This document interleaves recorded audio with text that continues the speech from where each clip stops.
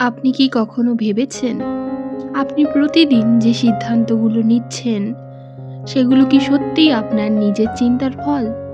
নাকি আপনি অজান্তেই এমন কিছু ধারণা অনুসরণ করছেন, যেগুলো আপনি কখনো যাচাই করার প্রয়োজনই মনে করেননি? আমরা সাধারণত বিশ্বাস করি, আমরা যুক্তি নির্ভর, আমরা তথ্যভিত্তিক এবং আমাদের সিদ্ধান্তগুলো বাস্তবতা ও সত্যের ওপর দাঁড়িয়ে। কিন্তু বাস্তবতা অনেক সময় আরও সূক্ষ্ম ও জটিল। প্রায়ই আমরা প্রথমে একটি সিদ্ধান্তে পৌঁছে যাই, তারপর সেই সিদ্ধান্তটিকে সঠিক প্রমাণ করার জন্য যুক্তি খুঁজতে শুরু করি। আমরা সত্য অনুসন্ধান করি না, বরং এমন তথ্য খুঁজি যা আমাদের পূর্ববর্তী বিশ্বাসকে সমর্থন করে। এবং ঠিক এই অদৃশ্য প্রক্রিয়াটি আমাদের চিন্তাকে সীমাবদ্ধ করে তোলে, আমাদের সিদ্ধান্তকে পক্ষপাতদুষ্ট করে তোলে এবং ধীরে ধীরে আমাদের বাস্তবতার উপলব্ধিকে বিকৃত করে দেয়। কারণ সমস্যাটি ভুল তথ্যের উপস্থিতি নয়, সমস্যাটি হলো যখন আমরা ভুল বা অসম্পূর্ণ চিন্তাকে নির্ভুল সত্য হিসেবে গ্রহণ করি এবং সেটিকে কখনো প্রশ্ন করার প্রয়োজনই অনুভব করি না। তাহলে একটি মৌলিক প্রশ্ন উঠে আসে, আপনি কি সত্যিই চিন্তা করছেন, নাকি আপনি কেবল আপনার বিদ্যমান বিশ্বাসগুলোর মধ্যেই আবদ্ধ থেকে সিদ্ধান্ত নিচ্ছেন? স্বাগতম মাইন্ড সামারি বাই স্বর্ণালীতে। আজ আমরা এমন একটা দক্ষতার কথা বলবো যা আমাদের জ্ঞান নয়, আমাদের চিন্তার মান নির্ধারণ করে। সেটি হলো ক্রিটিক্যাল থিঙ্কিং। জেরেল্ড ফরম্যান এই বইটিতে দেখিয়েছেন, আমরা অনেক সময় তথ্য সংগ্রহ করি, কিন্তু সেই তথ্যকে কখনো বিশ্লেষণ করি না। আমরা দ্রুত সিদ্ধান্ত নেই, কিন্তু গভীরভাবে কখনোই ভাবি না। এই বইটি শেখায় যে কিভাবে চিন্তা করতে হয়, কিভাবে প্রশ্ন করতে হয় এবং সবথেকে গুরুত্বপূর্ণ হলো কিভাবে নিজের চিন্তার ভেতরের ভুলগুলোকে ধরতে হয়। চলুন প্রবেশ করি এমন একটি যাত্রায় যেখানে লক্ষ্য বেশি জানা নয়, বরং সঠিকভাবে ভাবতে শেখা। আমরা এমন একটি সময়ে বাস করছি যেখানে তথ্যের কোনো অভাব নেই, বরং অতিরিক্ত তথ্যই আমাদের সবথেকে বড় চ্যালেঞ্জ হয়ে দাঁড়িয়েছে। প্রতিদিন আমরা অসংখ্য মতামত, সংবাদ, বিশ্লেষণ এবং ব্যক্তিগত অভিজ্ঞতার মুখোমুখি হয়ে চলেছি, এবং এই সব কিছু মিলিয়ে আমাদের মনে একটি নিরবিচ্ছিন্ন চিন্তার প্রবাহ তৈরি হচ্ছে। কিন্তু এখনও এখানে একটি গভীর প্রশ্ন রয়েছে যা আমরা খুব কমই নিজেদের করে থাকি। আমরা কি সত্যিই চিন্তা করছি, নাকি আমরা শুধু প্রতিক্রিয়া জানাচ্ছি? এই জায়গাটিতেই আমাদের থামতে বাধ্য করে। এটি আমাদেরকে শেখায় যে চিন্তা করা একটা স্বাভাবিক প্রক্রিয়া হলেও সঠিকভাবে চিন্তা করা একটি সচেতন দক্ষতা, যা আমাদের তৈরি করতে হয়, শানিত করতে হয় এবং প্রতিনিয়ত উন্নত করতে হয়। এই বইয়ের একটি গুরুত্বপূর্ণ অংশ এবং শক্তিশালী ধারণা হলো question your assumption before you trust your conclusion. অর্থাৎ আমরা যে সিদ্ধান্তে পৌঁছাই তার আগে আমাদের নিজেদের অদৃশ্য ধারণাগুলোকে প্রশ্ন করা প্রয়োজন। কারণ বাস্তবে আমাদের ভুল সিদ্ধান্তের মূল কারণ প্রায়ই তথ্যের অভাব নয়, বরং সেই অবচেতন অ্যাজাম্পশন যা আমরা যাচাই না করেই সত্য হিসেবে ধরে নিই। এবার একটু বাস্তব জীবনের দিকে তাকান। ধরুন আপনি কোনো সহকর্মীর আচরণ দেখে মনে করলেন সে আপনাকে গুরুত্ব দিচ্ছে না। এই চিন্তাটি মুহূর্তের মধ্যেই চলে আসে এবং আমাদের কাছে এটি একেবারেই বাস্তব মনে হয়। কিন্তু ক্রিটিক্যাল থিঙ্কিং শুরু হয় ঠিক তখনই, যখন আপনি নিজেকে জিজ্ঞেস করেন, আমি কি নিশ্চিত? আমি কি সব তথ্য জানি? নাকি আমি আমার অনুভূতির ওপর ভিত্তি করেই একটি গল্প তৈরি করছি? হতে পারে সেই ব্যক্তি ব্যস্ত ছিল, হতে পারে তার ব্যক্তিগত কোনো সমস্যা চলছিল, কিন্তু আমরা সাধারণত এই বিকল্পগুলো ভাবার আগেই একটি সিদ্ধান্তে পৌঁছে যাই। কারণ আমাদের মস্তিষ্ক দ্রুত অর্থ তৈরি করতে চায় এবং সেই দ্রুততা অনেক সময় নির্ভুলতাকে ক্ষতিগ্রস্ত করে। এই জায়গাটিতেই বইটি আমাদের একটি মৌলিক পরিবর্তনের দিকে এগিয়ে নিয়ে যায়, রিঅ্যাকশন থেকে রিফ্লেকশনের দিকে। আমরা স্বাভাবিকভাবেই দ্রুত প্রতিক্রিয়া জানাতে অভ্যস্ত, কারণ এটি সহজ এবং তাৎক্ষণিক। কিন্তু রিফ্লেকশন আমাদেরকে থামতে বাধ্য করে, নিজের চিন্তাকে পর্যবেক্ষণ করতে শেখায় এবং বুঝতে সাহায্য করে যে আমাদের অনেক চিন্তাই স্বয়ংক্রিয় এবং সব স্বয়ংক্রিয় চিন্তা সঠিক নয়। এখন যদি আপনি নিজের জীবনের দিকে একটু তাকান, তাহলে দেখতে পাবেন আপনার অনেক বড় সিদ্ধান্তই হয়তো এই ধরনের আনএক্সামিনড থিঙ্কিংয়ের ফল। আপনি হয়তো কোনো সুযোগ এড়িয়ে গেছেন শুধুমাত্র এই কারণেই যে আপনি ভেবেছিলেন আমি পারবো না, কিন্তু কখনো যাচাই করেননি এই বিশ্বাসের পেছনে আসলে কোনো বাস্তব প্রমাণ আছে কি না। এখানে আরেকটি গুরুত্বপূর্ণ ধারণা উঠে আসে, সেটি হলো বায়াস। আমাদের প্রত্যেকের কিছু না কিছু বায়াস থাকে যা আমাদের চিন্তাকে প্রভাবিত করে। এটি হতে পারে আমাদের অতীত অভিজ্ঞতা, সামাজিক পরিবেশ বা ব্যক্তিগত পছন্দ। সমস্যা বায়াস থাকা নয়, কারণ এটি মানুষের স্বাভাবিক একটি বৈশিষ্ট্য।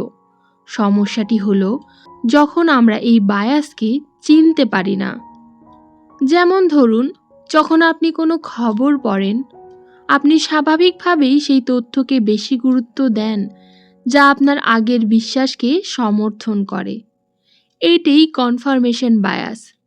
এই বইটি আমাদেরকে শেখায় শুধু সমর্থনকারী তথ্য খোঁজা যথেষ্ট নয়, বরং আমাদের সচেতনভাবে এমন তথ্য খুঁজতে হবে যা আমাদের বিশ্বাসকে চ্যালেঞ্জ করে। কারণ সত্যের কাছে পৌঁছাতে হলে আমাদেরকে নিজের কমফোর্ট জোনের বাইরে যেতে হবে। এখন একটু নিজের জীবনের দিকে গভীরভাবে তাকান। আপনার কতগুলো সিদ্ধান্ত আপনি নিয়েছেন শুধুমাত্র এই কারণেই যে এটাই সবাই করছে। শিক্ষা, কেরিয়ার, এমনকি সম্পর্ক, সব ক্ষেত্রেই আমরা অনেক সময় ভিড়ের সাথে চলতে অভ্যস্ত হয়ে যাই, কারণ সেটা নিরাপদ মনে হয়। কিন্তু ক্রিটিক্যাল থিঙ্কিং আমাদের শেখায় সঠিক সিদ্ধান্ত সবসময় পপুলার সিদ্ধান্ত নয়। সঠিক সিদ্ধান্ত হলো সেটি যা আপনার বাস্তবতা, আপনার লক্ষ্য এবং আপনার উপলব্ধির সাথে সঙ্গতিপূর্ণ। এটি আপনাকে আলাদা হতে বাধ্য করে না, বরং আপনাকে সচেতন হতে শেখায়। এই প্রক্রিয়াটি কখনো একদিনে সম্পূর্ণ হয় না। এটি একটি ধীরে ধীরে গড়ে ওঠা অভ্যাস, একটি মেন্টাল ডিসিপ্লিন, যেখানে আপনি প্রতিদিন একটু একটু করে নিজের চিন্তার গুণমান উন্নত করেন। আপনি যদি আজ থেকে একটি ছোট্ট পরিবর্তন করেন, প্রতিটি গুরুত্বপূর্ণ সিদ্ধান্তের আগে নিজেকে একবার প্রশ্ন করেন, আমার এভিডেন্স কি? আমি কি অন্য কোনো দৃষ্টিকোণ বিবেচনা করেছি? আমার এই চিন্তায় কোনো বায়াস কাজ করছে কি না? তাহলে আপনি ধীরে ধীরে লক্ষ্য করবেন যে আপনার চিন্তা পরিষ্কার হচ্ছে, আপনার সিদ্ধান্ত আরও পরিণত হচ্ছে এবং আপনার আত্মবিশ্বাস একটি নতুন ভিত্তির ওপর দাঁড়িয়ে আছে, যা অন্ধবিশ্বাস নয়, বরং যাচাই করা বোঝাপড়া।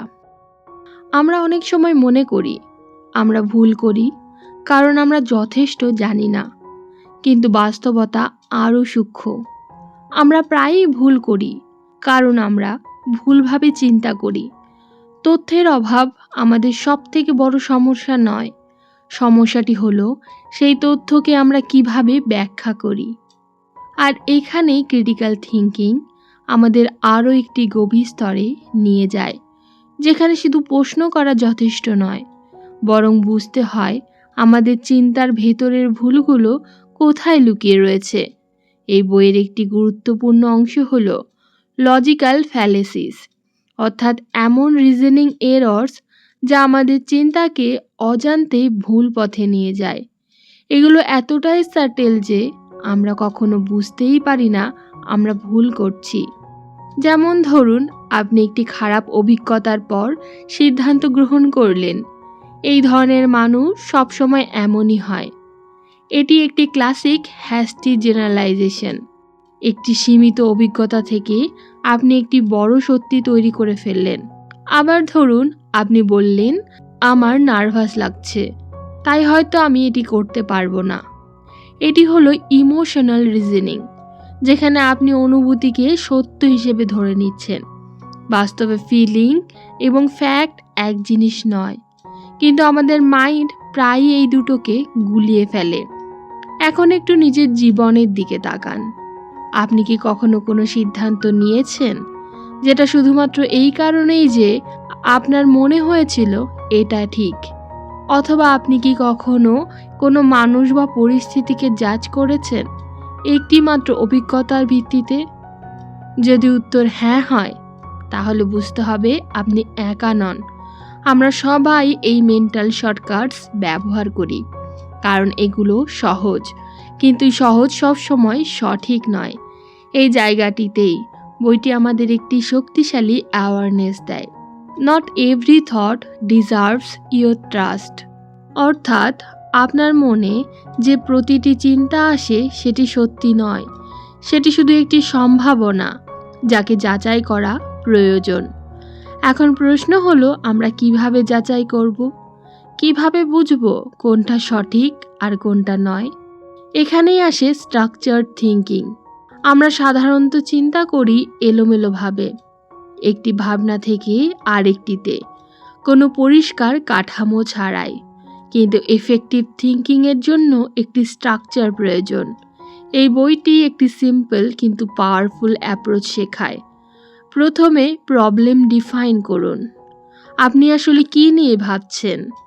অনেক সময় আমরা সমস্যাটিকেই পরিষ্কারভাবে বুঝি না। তারপর এভিডেন্স ইভ্যালুয়েট করুন। আপনার কাছে কী তথ্য রয়েছে, সেই তথ্য কতটা নির্ভরযোগ্য। এরপর অল্টারনেটিভ কনসিডার করুন। এই পরিস্থিতির জন্য অন্য কোনো ব্যাখ্যা থাকতে পারে কি? এই 3টি ধাপ আপনার চিন্তাকে একটি ডিসিপ্লিন প্রসেসে নিয়ে যায়। যেমন ধরুন, আপনি ভাবছেন, আমি এই কাজটা করতে পারবো না। এখন যদি আপনি স্ট্রাকচার্ড থিঙ্কিং অ্যাপ্লাই করেন, তাহলে আপনি নিজেকে জিজ্ঞেস করবেন, প্রবলেম, আমি কি করতে ভয় পাচ্ছি? এভিডেন্স, আমি আগে কখনো এমন কিছু করেছি কি? অল্টারনেটিভ হলো, যদি আমি চেষ্টা করি কি হতে পারে? এই প্রশ্নগুলো আপনার চিন্তাকে পরিষ্কার করে দেয়। আপনি শুধু রিয়্যাক্ট করছেন না, আপনি অ্যানালাইজ করছেন। এখন আমরা আসি আরেকটি গুরুত্বপূর্ণ বিষয়ে, ইমোশন ভার্সেস লজিক। আমাদের সিদ্ধান্তের একটি বড় অংশ ইমোশন থেকে আসে। আমরা যা অনুভব করি সেটাকেই আমরা বাস্তব মনে করি, কিন্তু ইমোশন অনেক সময় টেম্পোরারি এবং কনটেক্সট ডিপেন্ডেন্ট হয়। আপনি যদি ক্লান্ত থাকেন, তাহলে ছোট্ট একটি সমস্যা অনেক বড় মনে হতে পারে। আপনি যদি স্ট্রেসে থাকেন, তাহলে একটি ডিসিশন রিস্কি মনে হতে পারে, ইভেন ইটস নট। এখানে ক্রিটিক্যাল থিঙ্কিং আমাদের ইমোশনকে বাদ দিতে বলে না, বরং ব্যালেন্স করতে শেখায়। Emotion informs but logic verifies. অর্থাৎ ইমোশন আপনাকে একটি সিগন্যাল দেয়, কিন্তু ফাইনাল ডিসিশন নেওয়ার আগে লজিক দিয়ে সেটাকে যাচাই করতে হয়। এখন ভাবুন, আপনি কোনো বড় ডিসিশন নিচ্ছেন, কেরিয়ার চেঞ্জ, রিলেশনশিপ চয়েস বা কোনো গুরুত্বপূর্ণ কমিটমেন্ট। আপনি কি শুধু অনুভূতির ওপর নির্ভর করছেন, নাকি আপনি সেটিকে বিশ্লেষণও করছেন? এই প্রশ্নটি আপনার সিদ্ধান্তের মান নির্ধারণ করতে পারে। সবশেষে এই বইটি আমাদের নিয়ে যায় ডিসিশন মেকিং ক্ল্যারিটির দিকে। আমরা অনেক সময় সিদ্ধান্ত নিতে দেরি করি, কারণ আমরা কনফিউজ থাকি। কিন্তু কনফিউশন অনেক সময় আসে না তথ্যের অভাবে, বরং আসে পরিষ্কার চিন্তার অভাবে। যখন আপনি আপনার অ্যাজাম্পশন চিহ্নিত করতে পারেন, আপনার বায়াস বুঝতে পারেন এবং একটি স্ট্রাকচার্ড ফ্রেমওয়ার্ক ব্যবহার করেন, তখন ডিসিশন নেওয়া সহজ হয়ে যায়। আপনি আর গেস করেন না, আপনি রিজন তৈরি করেন। এবং এই পরিবর্তনটাই সবথেকে গুরুত্বপূর্ণ, কারণ জীবনের গুণমান নির্ধারণ করে আপনার সিদ্ধান্তগুলোতে। আর সিদ্ধান্তের গুণমান নির্ধারণ করে আমাদের চিন্তার গুণমানের ওপর। এখন আপনি যদি এই পুরো আলোচনাটিকে এক জায়গায় নিয়ে আসেন, তাহলে একটি বিষয় পরিষ্কার হয়ে যাবে। ক্রিটিক্যাল থিঙ্কিং মানে শুধু বেশি ভাবা নয়, ক্রিটিক্যাল থিঙ্কিং মানে সঠিকভাবে ভাবা। এটা একটি অভ্যাস, একটি ডিসিপ্লিন, একটি সচেতন প্রক্রিয়া, যেখানে আপনি আপনার চিন্তাকে অন্ধভাবে গ্রহণ করেন না, বরং তাকে পরীক্ষা করেন, চ্যালেঞ্জ করেন এবং রিফাইন করেন। আজ থেকে আপনি যদি শুধু একটি পরিবর্তন আনেন, প্রতিটি গুরুত্বপূর্ণ চিন্তার আগে নিজেকে জিজ্ঞেস করেন, এটা কি সত্যি নাকি শুধু আমার মনে তৈরি হওয়া একটি ধারণা, তাহলে ধীরে ধীরে আপনি লক্ষ্য করবেন আপনার চিন্তা আরও পরিষ্কার হচ্ছে, আপনার সিদ্ধান্ত আরও শক্তিশালী হচ্ছে এবং আপনার জীবন আরও সচেতনভাবে এগোচ্ছে।